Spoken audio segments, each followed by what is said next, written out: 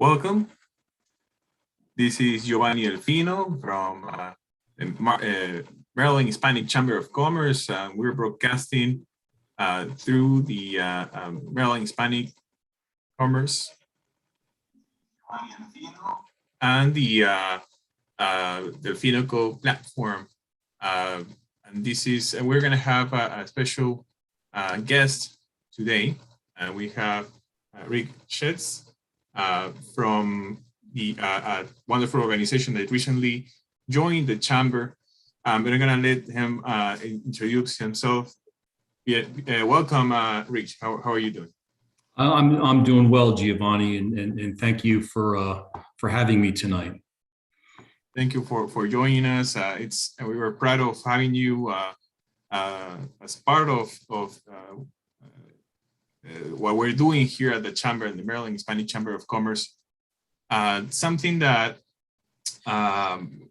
we like to start with is to let you introduce briefly the company you belong to.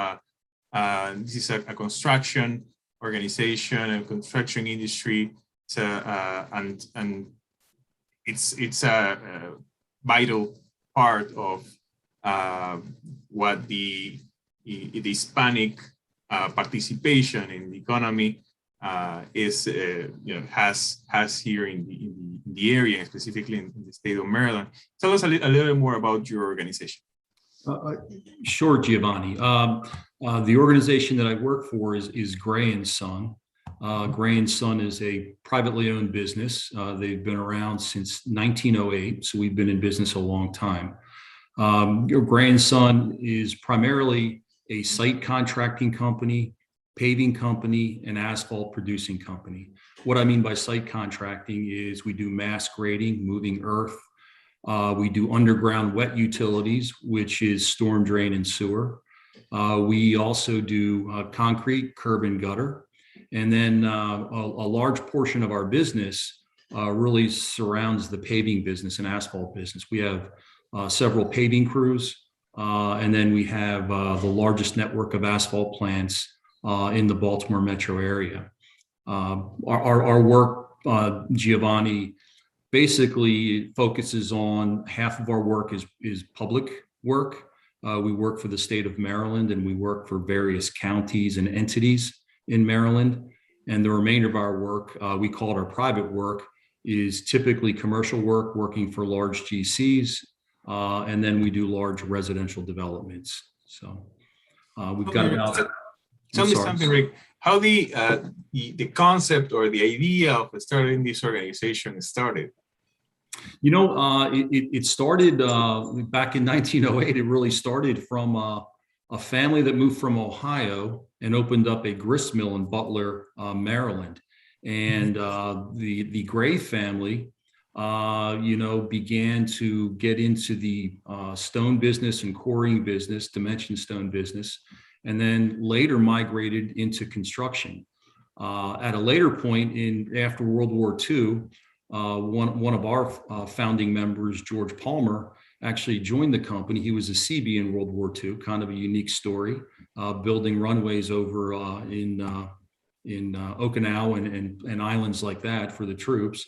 Comes back to the United States, ends up working for Gray after working for another company, and ended up buying the company and taking it to the next level. So it really had its simple roots from really simple beginnings, and it grew vastly under George. And then our current CEO, Bob Weber, who is George Palmer's son-in-law, ended up bringing his plumbing business and utility business along to Gray, and developed that business and took over as the president and grew the business even further. And then 10 years ago, I came in to run the business and learn the business from Bob and take over. And here we are today. Fantastic company with a lot of great people. You're now the COO and president of the organization. How did you ended up moving, from which other companies have you been coming from, or from which industries are you coming from before joining this organization?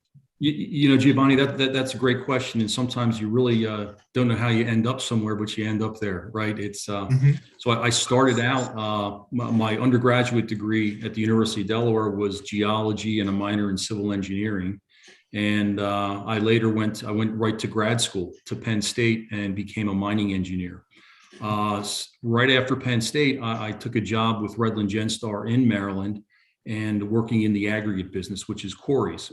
And really, most of my career has been around the materials business, meaning quarries, concrete plants and asphalt plants. So, and then about 10 years ago, I migrated into the construction side of the business when, Bob Weber and I talked, and Bob was looking for someone to help run the business. And he was sort of stepping back from the business and wanted someone to come in and develop a team and develop a succession plan to keep it going from generation to generation. So that's what I've been doing over the last 10 years, trying to add value to the business.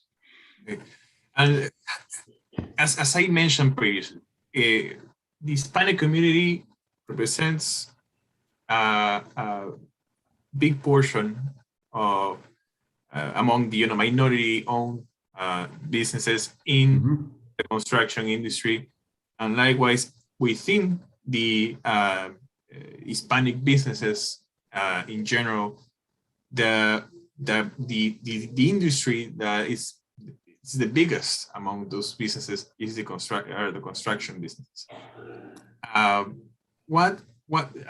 Having this in mind, what brought you to the Maryland Hispanic Chamber? What's attracting you to be part of the Maryland Hispanic Chamber? Giovanni, obviously Marco Avila, I was talking to Marco and talked to Marco about the opportunities with the Hispanic Chamber. And the Hispanic Chamber presents a lot of great opportunities from my perspective. I'm involved with a lot of other boards, industry boards, outside boards with some universities. And like any other board, it helps you grow your customer base, getting to know people, helps you to promote opportunities with other companies, further develop our network, our business network. But most importantly, it's really to help potentially attract and retain employees. I think at Gray & Son, we have Hispanic employees, but I think we're underrepresented with respect to the Hispanic population. And we've got a lot of opportunities. We're looking for at least 50 people in all different positions, from laborers to equipment operators to estimators to project managers. We need good people, and the Hispanic community would be fantastic to help fill some of the void in our organization. You mentioned something that is key nowadays, and it's are the job opportunities out there. Many of those jobs are not being filled. How are you, confronting these issues? Are you guys having any issues finding the jobs that you're trying to fill? We are having issues, and I think it's not just a Gray & Son problem, Giovanni. It's an industry problem. You know what? It's really a problem across a lot of different industries too. So, some of the things that we've been doing, obviously, we've been really focusing on talking to our employees and trying to understand, from their perspective, how can we recruit employees? Some of it's pay. We've increased the pay. A starting pay is nothing below $17.50. And a person doesn't stay there very long because we do 30, 60, and 90-day reviews, and we have development plans for employees. And if somebody wants to move through the ranks and try to be an equipment operator and a foreman, we try to help develop that person to do that. So pay increases rather dramatically if all goes well. We also have increased benefits, our 401k and the match. So there are a lot of different things that we've done with respect to the total package, healthcare benefits, vision, dental, and medical. So we've been really trying hard to focus on being very competitive and maybe even a little bit better than our competitors. But I think one of the things that I think we bring to the table at Gray and Son is we've got a lot of employees that have been with us for 30 to 40 years. So when you're at Gray and Son, you've got a career. It's a great industry. Construction's a great industry, a good way to take care of your family and raise a family. And you get a feeling of accomplishment when you're working in the construction industry. So I think there's a lot of things that we can bring to the table that would be attracting not only just younger people, we're trying to get a lot of younger people in, but people that are a little bit older as well. Right. Well, you say there are many career paths. There's that for Hispanic entrepreneurs or minority in general, or not entrepreneurs, but employees, career people who are looking for a career in construction can look for it in your organization. And could you just, going, you mentioned the benefits, the improvements in the salary. What other things do you think are valuable from the standpoint of the values of the organization, the why, all the other factors that attract employees to be part of the organization? One of the biggest things, we're a family business, although we're quite large. We've got almost 400 employees. We are a family business. And, the owners of the company, both Bob and Barbara Weber, and their children, Katie McGinnis and Joel Stockbridge, all want to make sure this company is run with family values. And we approach it that way. So we're very visible to the employees. We'll talk to the employees. Our door is open. Our employees can make suggestions. And we really like to run our organization like a team. So everything's done in teams. We make decisions at a higher level, team decisions, and it infiltrates all the way down to the teams out in the field, whether it's a paving team, whether it's a grading team, whether it's a concrete team. We work as teams. So I think that adds a little bit extra dimension, a little bit of value. We don't treat people as individuals, but we treat them as a group, as a family. So.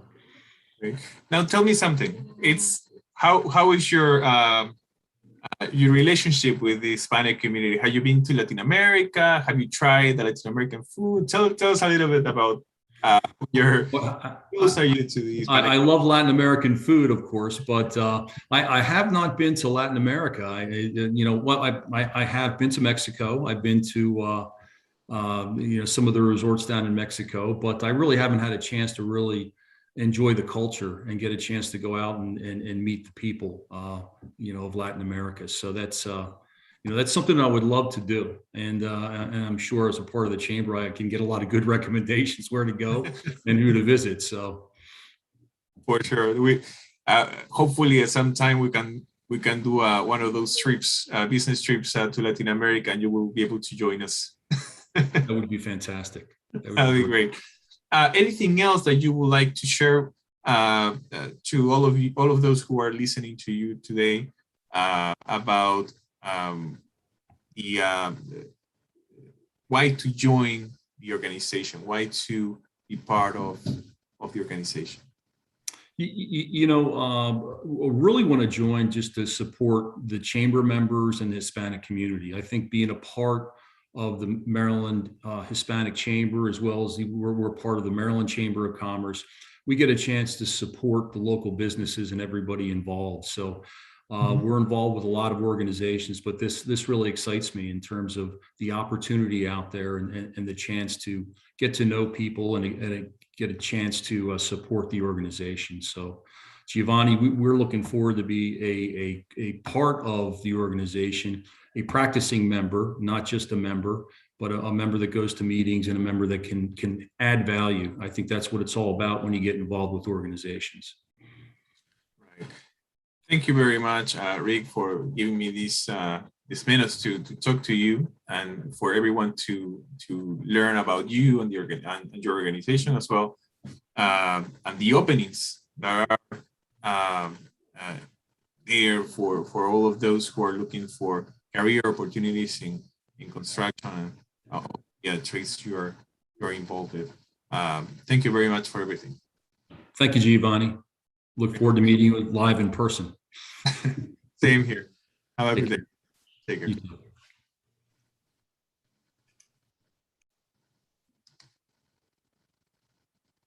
And to all of you who followed us, yes, just follow our channels in YouTube and Facebook. Also, not only in DelfinoCo Negocios, but also at the Maryland Hispanic Chamber of Commerce. Follow us. Comment about this interview. We want to hear about your thoughts about this interview. If you have any questions, we can certainly share those questions or answer to those questions in our next, the next chance, in the next opportunity. Have a good night and Merry Christmas for all those who I won't be able to see.